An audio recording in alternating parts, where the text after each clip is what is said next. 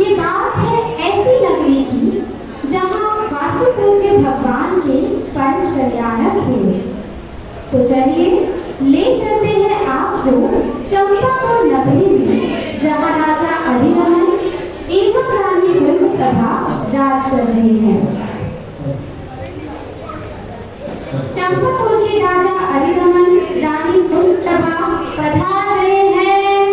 महाराज की जय हो, महाराज की जय हो, महाराज की जय हो, महाराज की जय हो, महाराज की जय हो, महाराज की जय हो।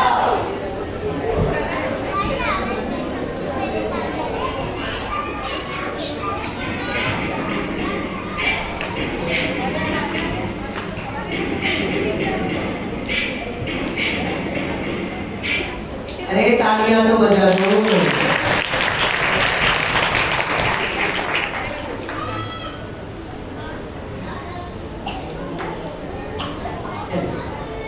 ये राजन, आप क्या सोच रहे हैं? आज मैं बहुत प्रसन्न हूँ। आपकी प्रसन्नता का क्या कारण?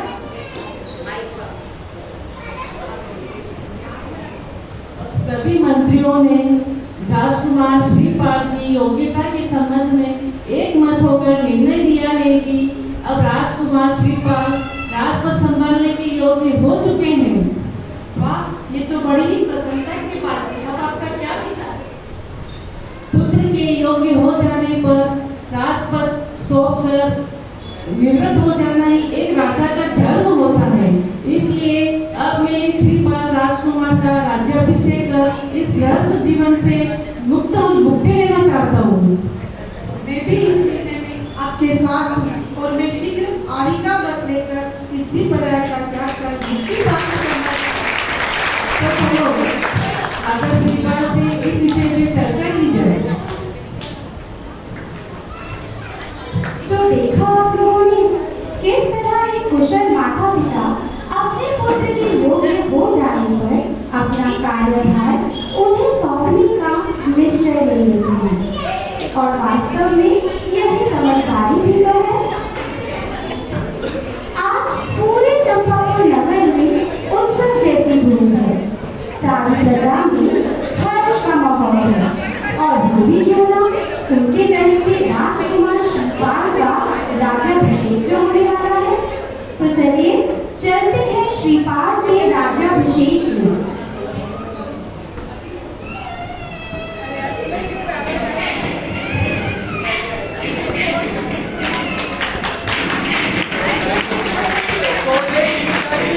चांदी की मशाल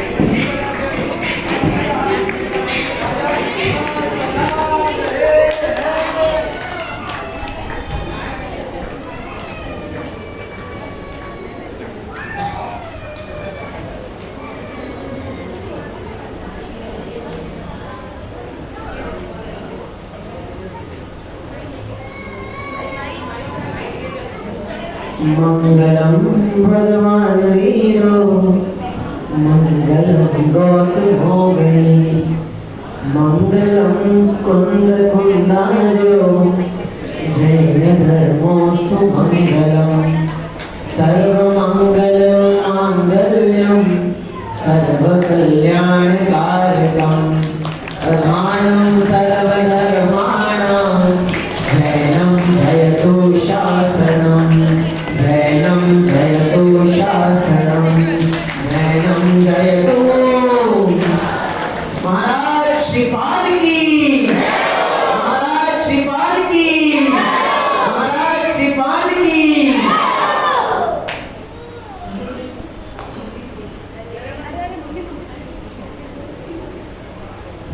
इस तरह चंपापुरी नगरी के अब राजा अरिदमन ने अपना संपूर्ण राज्य राजपाट साम्राज्य सौंप दिया है अपने पुत्र श्रीपाल को, और अब चंपापुर नगरी के राजा बन चुके हैं राजा श्रीपाल।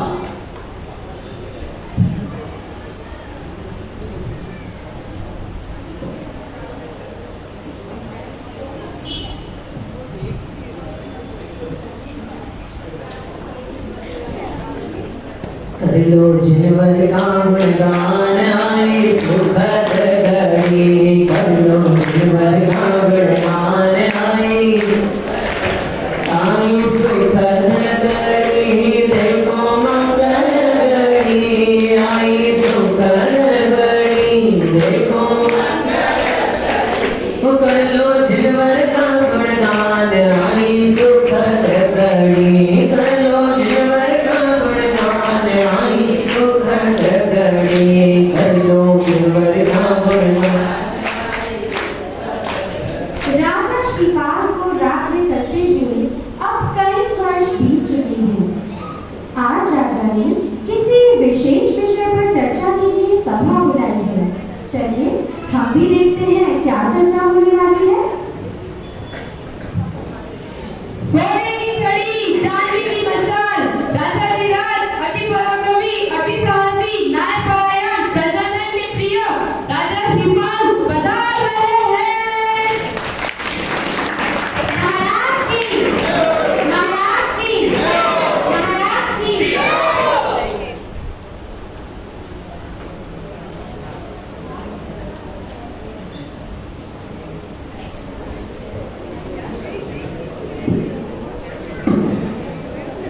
मंत्रीवर, प्रजा के क्या समाचार है? महाराज, पूरे चंपापुर नगर में कहीं कोई भय नहीं है। चारों ओर खुशी का वातावरण और सारी प्रजा खुशहाल है। मैंने पूरा राज्य घूम कर देखा है। सभी प्रजा अपने और खुश है, सब खुश मंगल है। महाराज, पूरे चंपापुर नगर में कहीं कोई भय नहीं है और आप जैसे न्यायप्रिय राजा की ही चाहे आपके पिता के राज्य से अधिक आपके राज्य में प्रजा संतुष्ट है। हाँ, ये ठीक है, प्रजा संतुष्ट है, पर बहुत प्रसन्नता की बात है कि प्रजा संतुष्ट है, पर मेरा यह रोग निरंतर बढ़ता ही जा रहा है। किसी दवा का कोई असर ही नहीं हो रहा। धैर्य रखें महाराज, धैर्य। ये रोग ही कुछ ऐसा है, ये आता है तीव्र गति से और जाता है धीरे धीरे। महाराज, ये रोग हमें सेनापति, पुरोहित आदि सभी को भी होने लग गया है। महाराज की जय हो, महाराज की जय हो, महाराज की जय हो। महाराज, यह रोग पूरे पृथ्वी की गर्दन में फैल गया है। अनेक लोग इससे दुखी होते जा रहे हैं। यह तो चिंता का विषय है, इसका कोई उपाय बताएं। महाराज, इसका एक निदान है। क्या निदान है? शीघ्र बताएं मंत्री जी। महाराज, आप कुछ समय के लिए नगर में ही निवास करें। आप किसी से मिलना बंद कर दो, प्रजा का राज्य पर अन्य किसी योग्य शासक को सौंप देवे। हाँ, यह उपाय बहुत उत्तम है। आज से राज्य का सारा भार काका जी ही वहन करेंगे और मैं महल में ही एकांत में वास करूंगा। जैसी आपकी आज्ञा महाराज। राजा श्रीपाल महल में ही रहने लगे, लेकिन कुष्ठ रोग बढ़ता ही गया। पूरे महल में दुर्गंध फैलने लगी।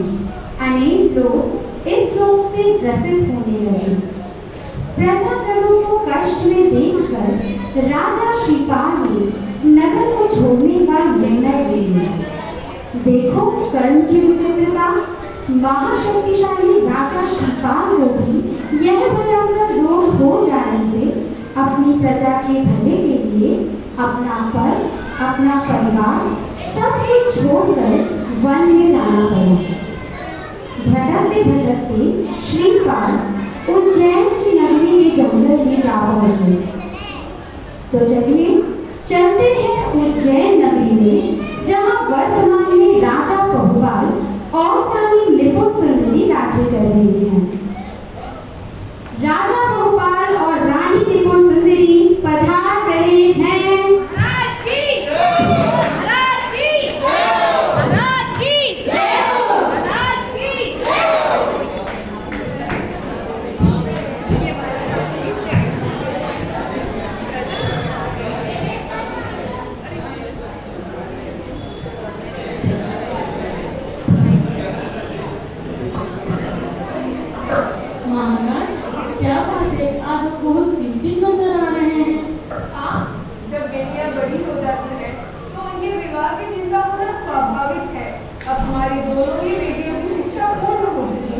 और वे दोनों ही यौवन अवस्था को प्राप्त भी हो चुकी है।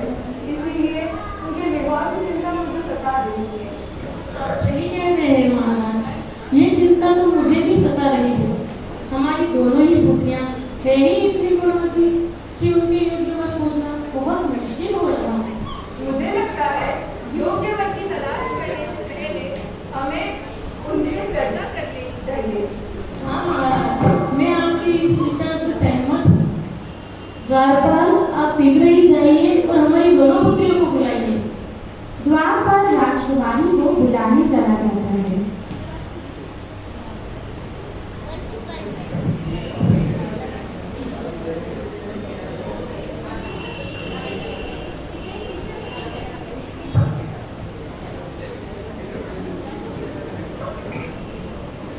राजकुमारी सुर सुंदरी का प्रवेश होता है।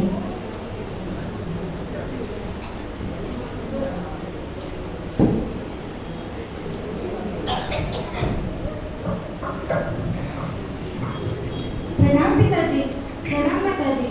आज मुझे बुलाने का कोई विशेष कारण? हाँ बेटी, हमने तुम्हें यहाँ तुम्हारे विवाह की चर्चा के लिए बुलाया है। हम तुम्हारे विवाह हेतु योग्य वर मांग रहे हैं। तुम्हारी दृष्टि में कोई योग्य वर हो तो हमें बताओ। ये पिताजी, आपके आशीर्वाद और पुण्य योग से मैंने आजीवन धन, वैभव, शिक्षा आदि सब प्राप्त किए हैं, परंतु इस बारे में अरे बेटी, तुम निसंकोच होकर कहो। पिताजी, आपने इच्छित वर के बारे में बोला तो मेरा नम्र निवेदन है कि कौशाम्बी नगरी का राजकुमार हरिवाहन, वो विद्या, आयु, बल सभी गुणों में संपूर्ण है, वह मुझे मेरी योग्य प्रतीत होता है। आगे जैसी आपकी इच्छा। पुत्री, हम तुम्हारे इस निर्णय से बहुत प्रसन्न हैं। महाराज, आप शीघ्र ही इस दिशा में कार्य करें। मंत्रीवर शीघ्र ही कौशाम्बी नरेश के पास विवाह का प्रस्ताव भेजे और उत्तम मुहूर्त भी निकलवाए। जैसी आज्ञा महाराज।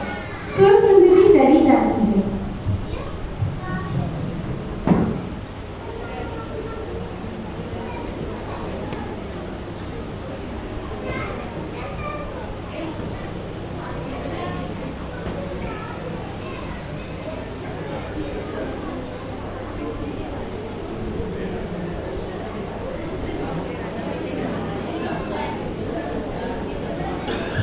और अब राजकुमारी मैना सुंदरी का आगमन होता है।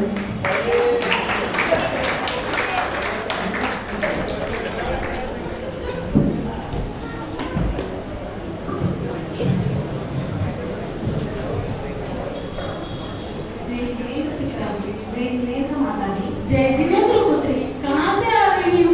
मैं जिन मंदिर में पूजन के लिए गई थी, वहाँ आलिका जी के पास धर्म श्रवण कर आ रही हूँ। अरे बेटी, यह पूजन से क्या होता है? पूजन एक धर्म क्रिया है जिसे करने से कषाय की मंदता होती है, अपने आराध्य के प्रति बहुमान होता है, साथ में ही पुण्य का भी फल होता है। हम तुम्हारी जैसी धर्मात्मा बेटी पाकर बहुत प्रसन्न हैं, पर आज हमने तुम्हें यहाँ एक विशेष चर्चा के लिए बुलाया है।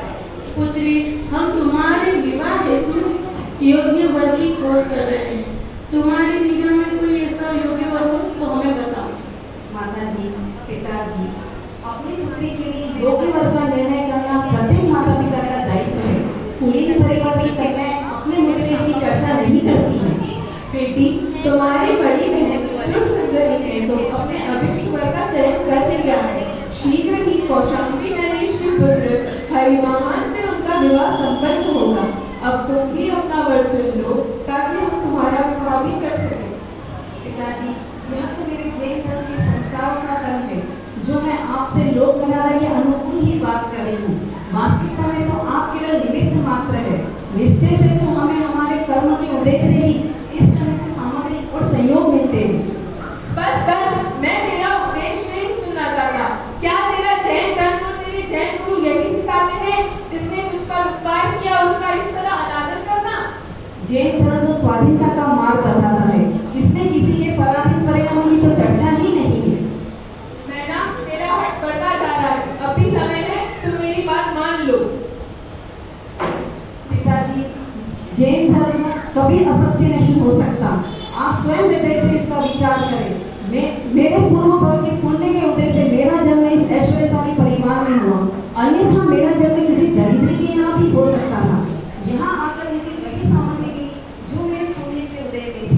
इस संसार में करोड़ों प्राणी ऐसे हैं जो दरिद्र में अपना जीवन काट रहे हैं, तो भला उन्हें कौन सुखी कर सकता है?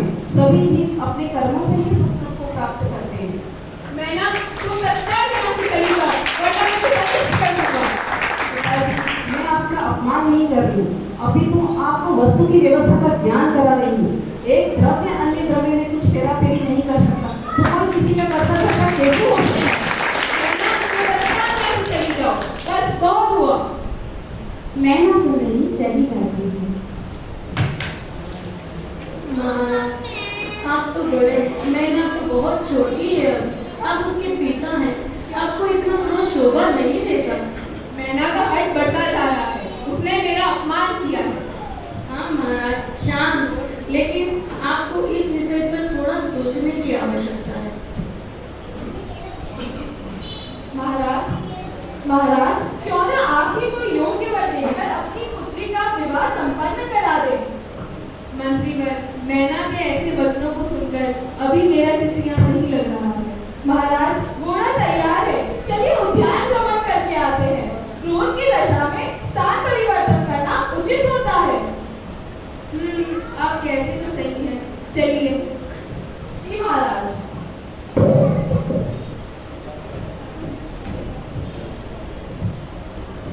इस प्रकार हमने देखा कि कैसे जिन धर्म की श्रद्धानी मैना सुंदरी ने अपने पिता को जब वस्तु की व्यवस्था का ज्ञान कराया तो उन्हें कितना क्रोध आ गया। वास्तव में जगत का स्वरूप ही यह है। कर्तव्य के भार में आकंठ डूबे इस जगत को जब ये पता चलता है कि वस्तु के परिणमन में उनकी कुछ भी नहीं चलती, तो वो बौखला जाता है और क्रोध में आकर समझाने वाले का भी अनिष्ट करने का विचार करने लगता है। अब हम चलते हैं उस उद्यान में जहाँ पहले से ही कुष्ठ रोग से ग्रसित श्रीपाल अपने साथियों के साथ मौजूद है। मेरे ग्रंथों का मार्ग, मेरे ग्रंथों का मार्ग हमको प्राणों से भी प्यारा है। मेरे ग्रंथों का मार्ग, मेरे ग्रंथों का मार्ग हमको प्राणों से भी प्यारा है। दिगंबर वेशधारा है। मेरे ग्रंथों का मार्ग, मेरे ग्रंथों का मार्ग हमको प्राणों से भी प्यारा है। मेरे ग्रंथों का मार्ग। तभी उसी उद्यान में राजा बहुपाल का आगमन होता है। मंत्रीवर, यह दुर्गंध कहाँ से आ रही है? मंत्रीवर, यह दुर्गंध कहाँ से आ रही है? हाँ महाराज, बड़ी ही भयंकर दुर्गंध है। लगता है ये उस दिशा से आ रही है। चलिए चलकर देखते हैं कि कौन जानवर कहाँ मरा हुआ है जिसके शव से ऐसी दुर्गंध आ रही है। दिशा में जाते हैं। तुम कौन हो? यहाँ किस लिए आए हो? महाराज, हम वह जंगल में भटकते हुए जंगल में आ गए हैं। तुम सबको ये क्या हुआ है? अपने पूर्वगत कर्मों पाप कर्म का उदय हुआ है। हम अपने हमारे देश से दूसरे देश में आ गए हैं और हमें भयंकर कुष्ठ रोग हो गया है। हमें और हमारे साथी को इतना भयंकर कुष्ठ रोग हो गया है। पर लेकिन जैसे ही शुभ कर्मों का उदय होगा हम यहाँ से लौट जाएंगे।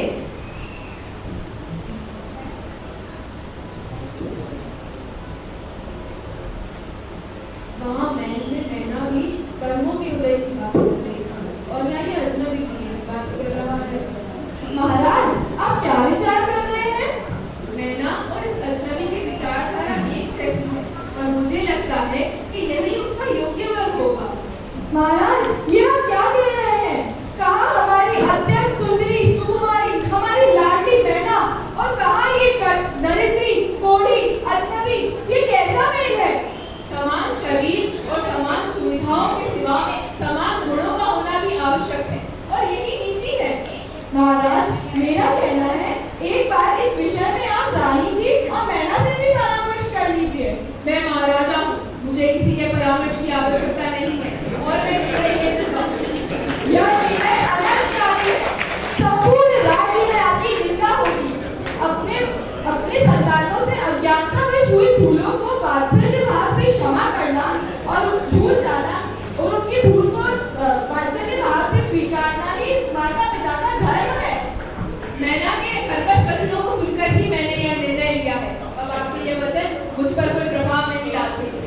हे राजन, क्रोध के आवेश में लिए गए निर्णय सदा के पछतावा देते हैं। अगर आपको इतनी ही चिंता है तो चलिए चलकर पूछ लेते हैं मैना से कि क्या उसका निर्णय बदला या नहीं। राजा और मंत्री महल की ओर चले जाते हैं।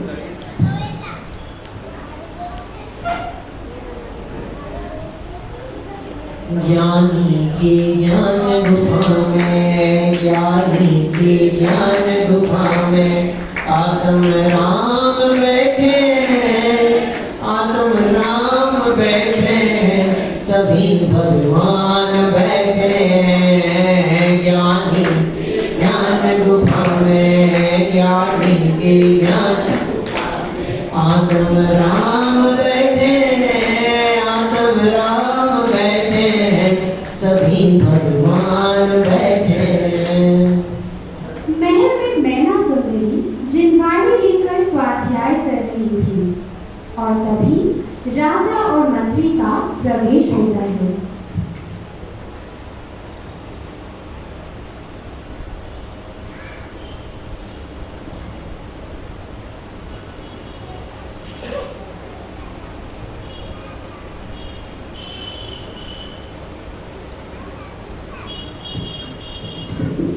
प्रणाम पिताजी, प्रणाम मंत्रीवर।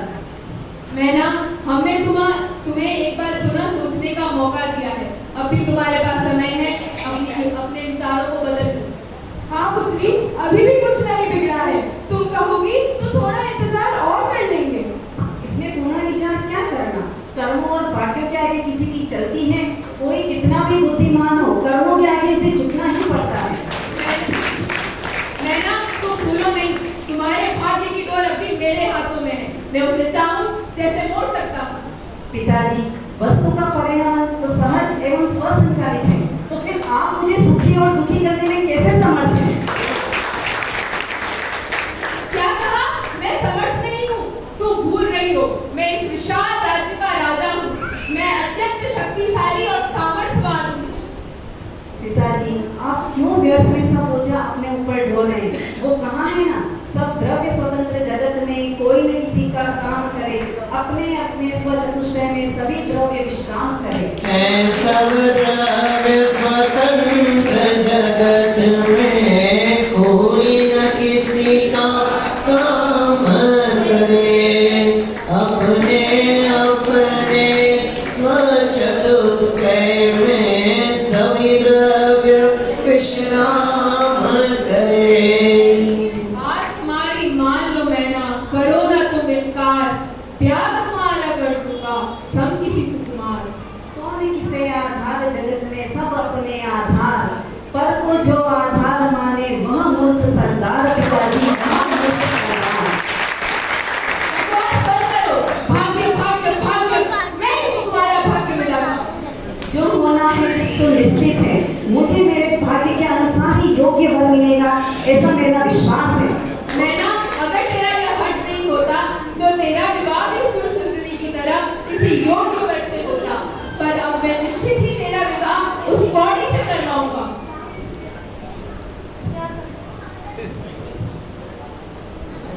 क्या कहा? आपने क्या कहा? मेरी फूल सी राजकुमारी का विवाह एक कौड़ी के साथ? ऐसा अनर्थ ना करो राजन। आप हमें न्याय न समझाए रानी, हम निर्णय ले चुके हैं। माताजी, आप दुखी न हुए। पिताजी ने जो वर मेरे लिए खोजा है वह मुझे सहर्ष स्वीकार है। मैना, तेरा ये स्वभाव तो अत्यंत निंदनीय है। तेरा ये व्यवहार बहुत हठीला है। अब मैं तेरा विवाह निश्चित ही उस कौड़ी से करवाऊंगा।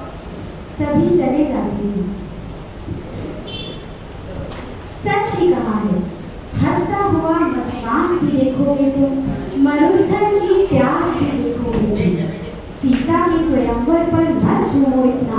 कल राम का वनवास भी देखोगे तुम। हंसता हुआ मधुमास भी देखोगे तुम, मरुस्थल की प्यास भी देखोगे तुम। सीता के स्वयंवर पना झूमो इतना।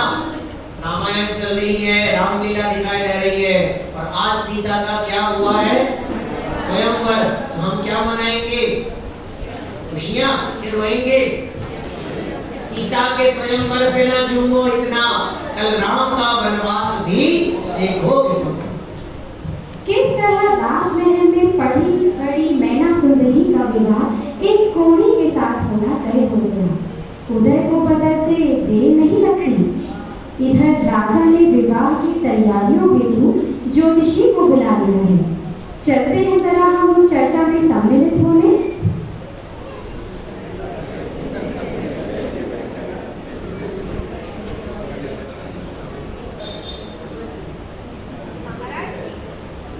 महाराज की जय हो, महाराज की जय हो। आज किस विशेष कार्य से याद किया है महाराज ने? हाँ, मेरी बेटी मैना सुंदरी और नगर के उद्यान में रहने वाले उस कोढ़ी के विवाह का मुहूर्त करवाना है। क्या कहा? उस कोढ़ी के साथ राजकुमारी का विवाह, जिसे मैं देख भी नहीं सकता और जिसके अंग अंग से पीड़ चला है, उसके साथ राजकुमारी का विवाह?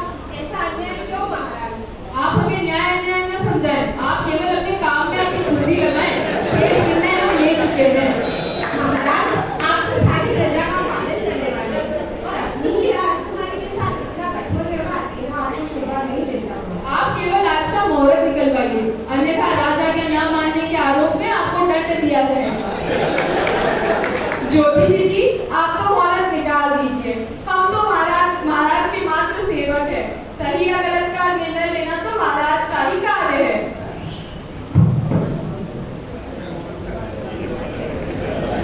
ज्योतिषी कुंडली का मिलान करने लगता है।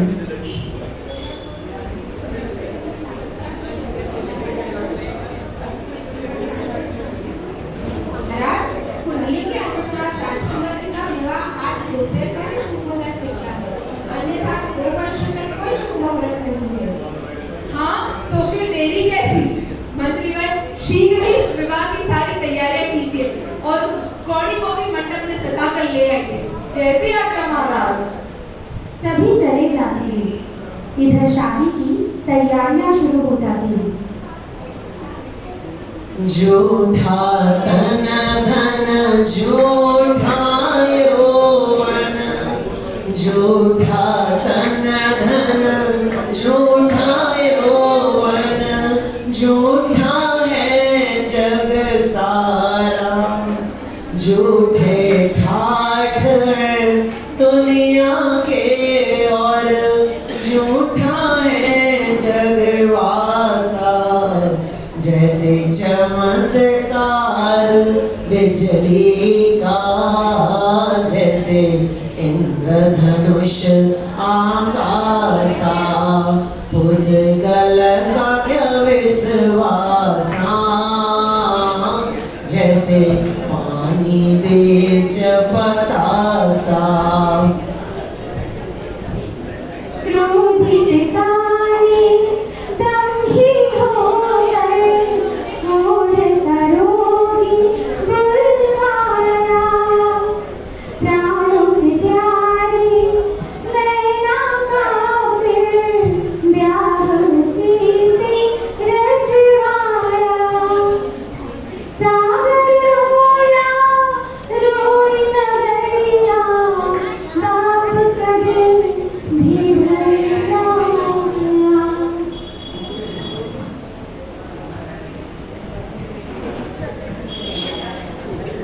राजा बहुपाल का क्रोध मैना सुंदरी पर इतना अधिक था कि उन्होंने अपना विवेक खोकर उसका विवाह कोढ़ी श्रीपाल के साथ कर दिया। क्योंकि अभी किसी को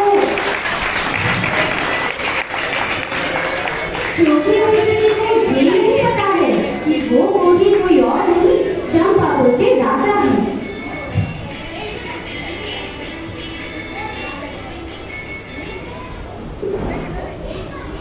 सच ही कहा है, विनाशकाले विपरीत बुद्धि। इधर राजा को भी अब अपनी गलती का एहसास हो रहा है। लेकिन अब हो ही क्या सकता है। इधर विदाई का समय आ चुका है। चलते हैं मैना की विदाई के दृश्य पर।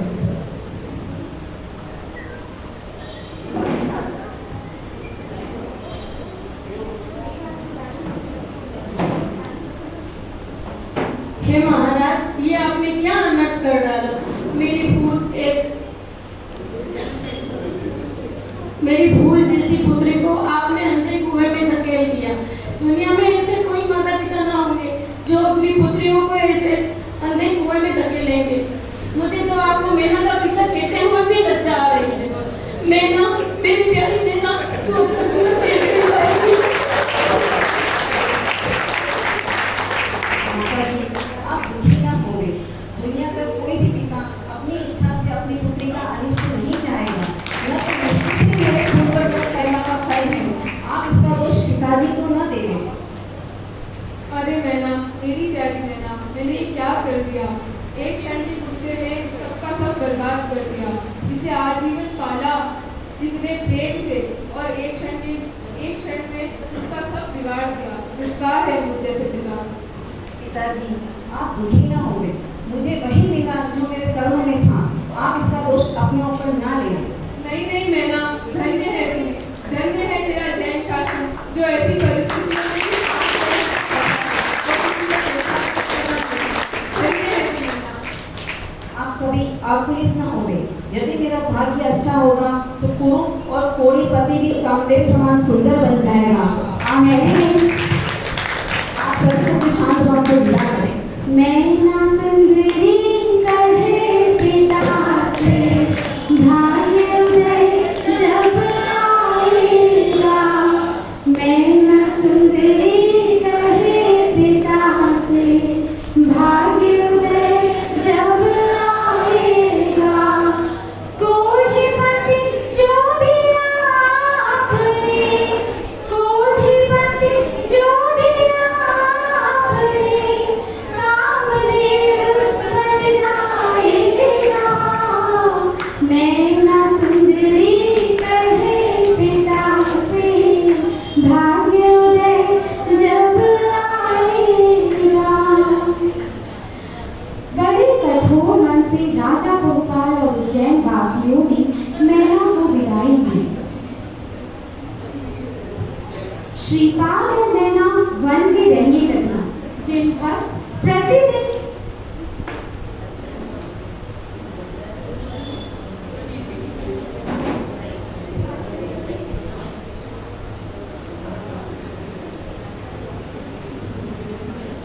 सुख आते हैं, दुख आते हैं।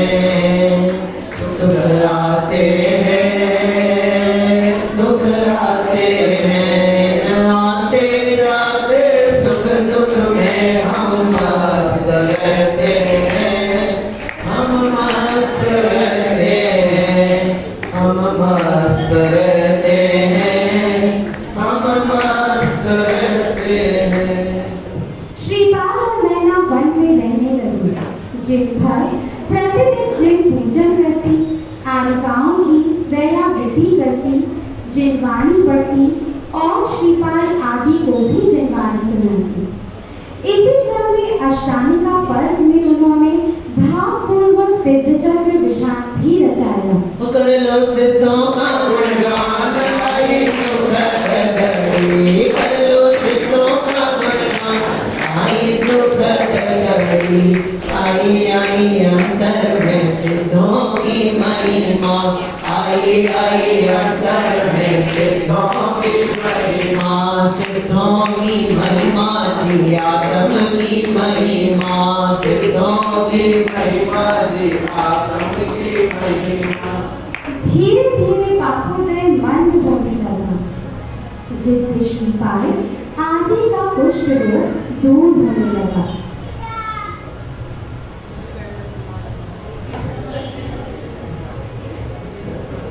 और सभी जन स्वस्थ हो गए। एक दिन जंगल में मुनिराज के चित्र के सन्मुख अनेक श्रावक उपदेश सुन रहे थे। मुनिवर आज मेरी कुटिया में आए हैं। मुनिवर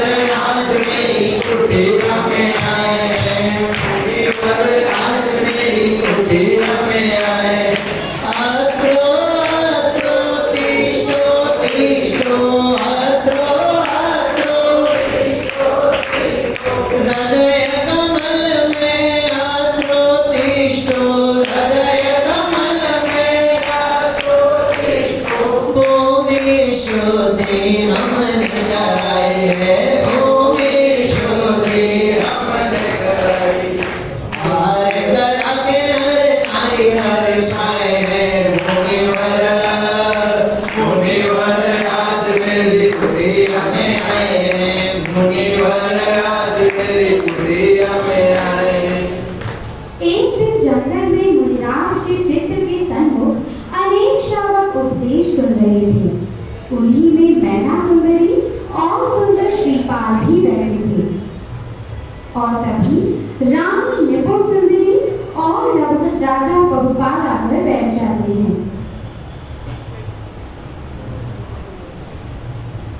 और फिर सभा समाप्त होने के पश्चात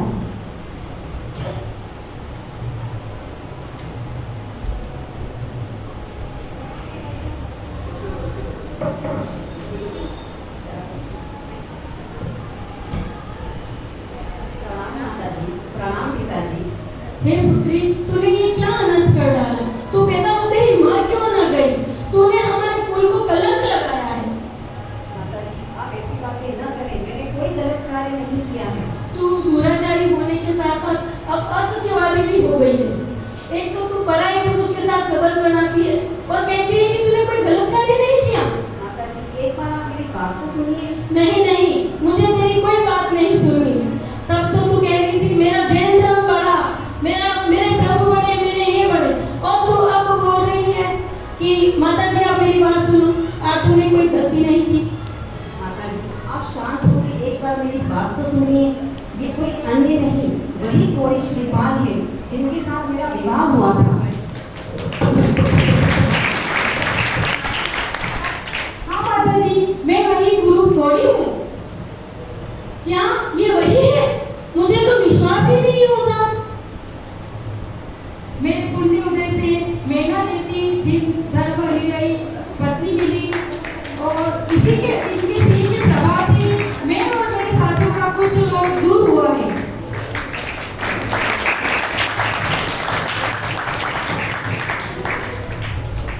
धन्य है तू मैना, धन्य है तेरी जिन शासन पर अटूट श्रद्धा।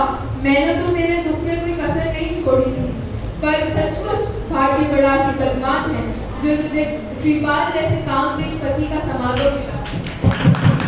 तुमने मुझको दुख में भेजा, अपना फर्ज निभाया है। कल क्या होगा किसने जाना, कर्म बलि कहलाया है। मेरी किस्मत सुख होगा तो दुख ही सुख हो जाएगा।